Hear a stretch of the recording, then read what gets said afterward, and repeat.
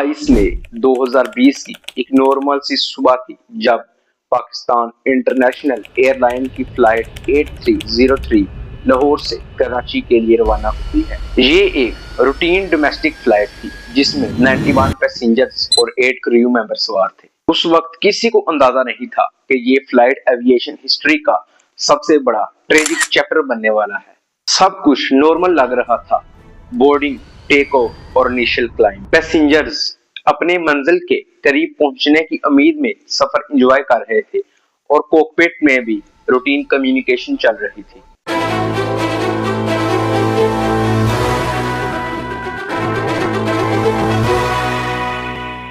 Plane तकरीबन 1 बजे लाहौर से टेक ऑफ करता है। कुछ भी अनयूजुअल नहीं होता। सिस्टम नॉर्मल रिपोर्ट होते हैं। एयरक्राफ्ट अपनी क्रूजिंग एल्टीट्यूड की तरफ स्मूथली बढ़ रहा होता है। एविएशन में ये फेस सबसे नॉर्मल फेस होता है जब पायलट सिर्फ मॉनिटरिंग और बेसिक एडजस्टमेंट करता है। एविएशन इंसिडेंट ज्यादातर लैंडिंग के वक्त ही होते हैं। लैंडिंग के लिए हर चीज परफेक्ट होना बहुत जरूरी होता है। जब फ्लाइट 8303 कराची के इंटरनेशनल जनाह एयरपोर्ट के करीब पहुंचती है तो वहां से ही सिचुएशन आहिस्ता आहिस्ता खराब होना शुरू होती है। एयरक्राफ्ट को एक स्टेबल अप्रोच फॉलो करनी होती है जिसमें स्पीड, एल्टीट्यूड और अलाइनमेंट परफेक्टली कंट्रोल होती है। एयरबस A320 का लैंडिंग के लिए आइडियल स्पीड तकरीबन 130 से 150 नॉट्स होता है और प्लेन को ग्रेजुअली नीचे आना होता है। लेकिन इस फ्लाइट की स्टेबल अप्रोच नहीं थी। प्लेन ज्यादा हाइट और ज्यादा स्पीड में रनवे की तरफ आ रहा था। एविएशन रूल्स के मुताबिक अगर स्टेबल अप्रोच ना हो तो पायलट को लैंडिंग कैंसिल करके गो अराउंड लेना चाहिए, यानी दोबारा से क्लाइंब करना और फ्रेश अटेम्प्ट करना। ये एक स्टैंडर्ड सेफ्टी प्रोसीजर होता है, लेकिन इस केस में लैंडिंग कंटिन्यू की गई। ATC भी रडार्स के थ्रू प्लेन को मॉनिटर कर रहा था और उसकी तरफ से वार्निंग दी गई थी कि अप्रोच आइडियल नहीं है। लेकिन फाइनल डिसीजन कॉकपिट के अंदर का होता है और यहाँ पर वही डिसीजन इस ट्रेजेडी का एक टर्निंग पॉइंट बन जाता है। जब प्लेन रनवे के करीब आता है तो एक और क्रिटिकल प्रॉब्लम सामने आती है। लैंडिंग गियर मतलब टायर्स प्रॉपरली डिप्लॉय नहीं होते।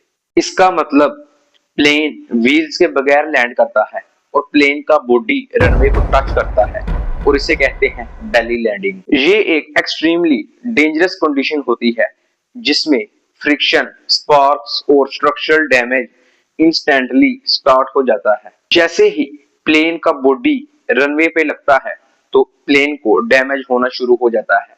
इंजन भी खराब होना शुरू हो जाते हैं और प्लेन में बैठे पैसेंजर के लिए ये एक शॉकिंग और झटकानुमा मोमेंट होता है जहां एक नॉर्मल लैंडिंग एक इमरजेंसी लैंडिंग में बदल जाती है। पायलट प्लेन को कंट्रोल करने की कोशिश करता है और इमीडिएटली एक डिसीजन लेता है गो अराउंड, लेकिन अब तक बहुत देर हो चुकी थी। बेली लैंडिंग के दौरान इंजन प्लेन के ऑलरेडी स्क्रैप हो चुके होते हैं जिससे उनका इंटरनल स्ट्रक्चर डैमेज हो जाता है।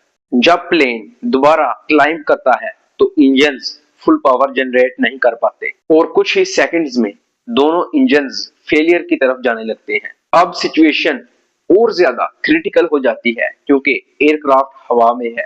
कॉकपिट में इमरजेंसी कम्युनिकेशन स्टार्ट हो जाती है। पायलट और ATC के दरमियान रैपिड मैसेज एक्सचेंज होते हैं, लेकिन फिजिक्स और डैमेज मिलकर इस सिचुएशन को इरिवर्सिबल बना देते हैं। कुछ ही लम्हों बाद फ्लाइट 8303 कराची के मॉडल कॉलोनी रेजिडेंशियल एरिया में क्रैश कर जाती है। घरों के बीच एक एयरक्राफ्ट का क्रैश होना सिर्फ एविएशन ट्रेजेडी नहीं होता बल्कि एक ह्यूमन ट्रेजेडी बन जाता है। सिविलियंस भी डायरेक्टली अफेक्ट होते हैं। इस क्रैश में 99 लोगों में से 97 लोग अपनी जान गंवा देते हैं, लेकिन इस तबाही के अंदर 2 ऐसे लोग भी थे जो बच जाते हैं, जो इस इंसिडेंट को और ज्यादा मिस्टीरियस और रिमार्केबल बना देते हैं। पहले सर्वाइवल मोहम्मद जुबैर थे। उनका सर्वाइवल ऑलमोस्ट मायरेकुलस माना जाता है। उन्होंने बाद में बताया कि कैबिन में स्मोक, नॉइज और पैनिक का माहौल था, लेकिन वो होश में रहे। ये एक क्रिटिकल फैक्टर था क्योंकि ऐसी सिचुएशंस में पैनिक ही सबसे बड़ा एनिमी है। उनका कहना था कि उन्होंने अपनी सीट बेल्ट खोल ली और स्मोक के अंदर एग्जिट का रास्ता ढूंढना शुरू किया। विजिबिलिटी बहुत लो थी, लेकिन उनको एक तरफ से थोड़ा सा लाइट का सोर्स नजर आया। ये उनके लिए एक इंस्टिंक्टिव डायरेक्शन बन गया। वो उस लाइट को फॉलो करते हुए बाहर निकल गए। उनका सरवाइव करना कॉम्बिनेशन था प्रेजेंस ऑफ माइंड, अवेयरनेस और थोड़ा सा लक। दूसरे सर्वाइवल जफर मसूद थे, जो उस प्लेन के बिजनेस क्लास सेक्शन में थे। उनकी सीट और उनके सराउंडिंग स्ट्रक्चर ने उन्हें कुछ एक्सटेंट तक प्रोटेक्ट किया। क्रैश के बाद वो ब्रेकेज के अंदर फंस गए, लेकिन वो सीरियस इंजर्ड थे। लोकल रेस्क्यू टीम जब क्रैश के साइट पर पहुंची तो उन्होंने डेप्रेस के अंदर से उन्हें निकाला। उन्हें मल्टीपल फ्रैक्चर्स और इंजरीज हुई, लेकिन टाइमली मेडिकल रिस्पॉन्स ने उनकी जान बचा ली। इसके बाद इन्वेस्टिगेशन स्टार्ट होती है और एक पेनफुल ट्रूथ सामने आता है। एक क्रैश एक सिंगल फेलियर की वजह से नहीं हुआ था, बल्कि मल्टीपल ह्यूमन एरर और प्रोसीजर फेलियर का कॉम्बिनेशन था। लैंडिंग गियर का प्रॉपरली डिप्लॉय ना होना, रनवे स्ट्राइक्स और उसके बाद डिले गो अराउंड डिसीजन, ये सब मिलकर एक कास्केडिंग फेलियर क्रिएट करते हैं। एविएशन एक्सपर्ट्स कहते हैं मॉडर्न एविएशन में एयरक्राफ्ट ज्यादातर मैकेनिकल फेलियर की वजह से नहीं गिरता, बल्कि डिसीजन मेकिंग की वजह से एक्सीडेंट्स होते हैं। इस केस में सिस्टम अवेलेबल था, वार्निंग भी दी गई थी और प्रोसीजर डिफाइंड था, लेकिन उनको ना फॉलो करना ही सबसे बड़ा कंट्रीब्यूटिंग फैक्टर बना। आखिर में इस क्रैश की सबसे इंपॉर्टेंट लर्निंग ये है कि परफेक्शन एक ऑप्शन नहीं होता, बल्कि एक रिक्वायरमेंट होता है। डिलेड डिसीजन या एक इग्नोर वार्निंग, इन सब के मिलने से एक ऐसी चेन क्रिएट हो जाती है जिसका रिवर्स होना ऑलमोस्ट इम्पॉसिबल हो जाता है। PIA फ्लाइट 8303 ये सिर्फ एक इंसिडेंट नहीं था, बल्कि ये एक वार्निंग थी। अगर आपको मेरा ये वीडियो इंफॉर्मेटिव लगा हो तो मेरे YouTube चैनल गाजी अवान को सब्सक्राइब करें और वीडियो को ज्यादा से ज्यादा शेयर करें। अल्लाह हाफिज।